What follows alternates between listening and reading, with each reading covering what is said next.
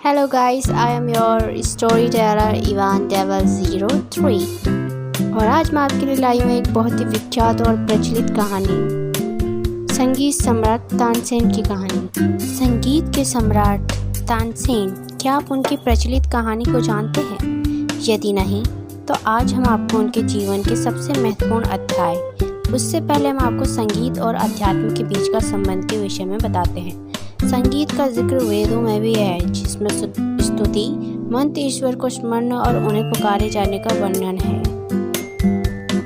यदि ईश्वर से वार्ता या उन्हें प्रसन्न करने का कोई माध्यम है तो वह संगीत है। संगीत की देवी माँ शारदा वाक सिद्धि, ज्ञान की शक्ति का प्रतीक है। कोई भी संगीतकार संगीत की विद्या उनकी आराधना किए बगैर नहीं प्राप्त कर सकता। तानसेन वह धनवान व्यक्ति थे जिन पर माता शारदा की असीम कृपा थी, जिससे वह केवल एक संगीतकार की पदवी से कई आगे निकल गए। वह संगीत और माता की शक्ति से एक दिव्य मनुष्य बन गए थे।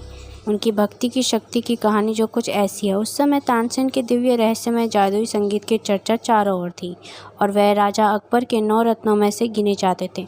पर वो कहते हैं ना, तरक्की के समय आपके कई दुश्मन भी बन जाते हैं। कुछ ऐसा ही हुआ हमारे तानसेन जी के साथ। उनकी प्रतिष्ठा से ईर्षित हो कुछ दरबारियों ने उन्हें मारने के लिए षड्यंत्र बिछाया, पर जिस पर कृपा प्रभु की हो उसे कोई कुछ नहीं कर सकता। और तानसेन को दरबारियों के षड्यंत्र के विषय में अकस्मात ही भनक लग गई और उन्हें भी भनक लगते ही उस षड्यंत्र की काट निकाल ली। राजा अकबर का दरबार मेहमानों से सुसज्जित था।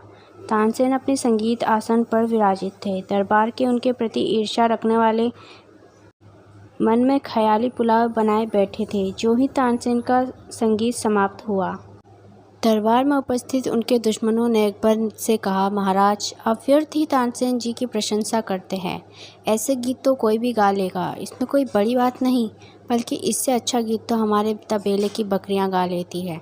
जिस पर तानसेन जी ने प्रतिक्रिया नहीं दी। वह महाराज की प्रतिक्रिया का इंतजार कर रहे थे। तभी महाराज बोले, आखिर आप ये क्या कह रहे हैं? दरबारी ने कहा, सही तो कहा। यदि इनके संगीत में इतनी ही शक्ति है और वाकई उस संगीत में कोई विशेषता है तो कहिए इनसे दीपक राग गाकर यहाँ गा के दिखाए। सभी दीपों को दीप्त करने से हम तो तभी इन्हें विशेष मानेंगे। बाहर से आए मेहमानों से तानसेन के चमत्कारी संगीत के विषय में सुना तो उन्होंने भी महाराज से उस दिव्य संगीत गायन को देखने की इच्छा जताई और तानसेन को उस गायन को प्रस्तुत करने को कहा गया।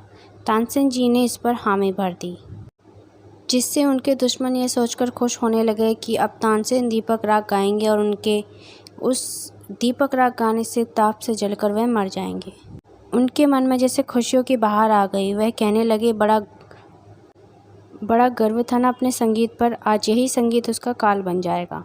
तानसेन जी ने दीपक राग वादन शुरू किया। उनकी वाणी इतनी पवित्र थी कि कुछ ही देर में वातावरण गर्म होने लगा और एक एक करके सभी दीपक जलने लगे। दरबारी मेहमान सभी अपनी आंखों के सामने यह चमत्कार होता देखकर स्तंभ और आश्चर्य से भर गए। पर तानसेन उनकी स्थिति खराब दिख रही थी। वे पसीने से लथपथ थे। पर तभी भयंकर वर्षा होने लगी और तानसेन ताप से मरने से बच गए।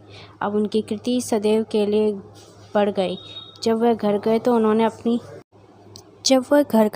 अपनी दोनों बेटियों को गले लगाया और धन्यवाद कहा, क्योंकि उन्होंने तानसेन जी को बचाने के लिए मेघ मल्हार गाया, जिससे उस समय वर्षा हुई थी जब तानसेन राग दीपक गा रहे थे।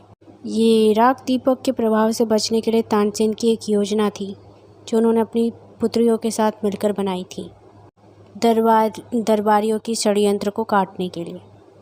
इससे हमें पता चलता है कि आध्यात्म में जिस तत्व में विद्यमान है वह अपने आप में ही एक दिव्य रूप धारण कर लेता है, जैसे कि तानसेन का दिव्य संगीत।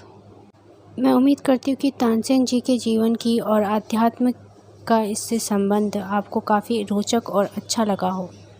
आने वाले समय में मैं ऐसी और कहानियाँ आपके सामने लेकर आऊँगी।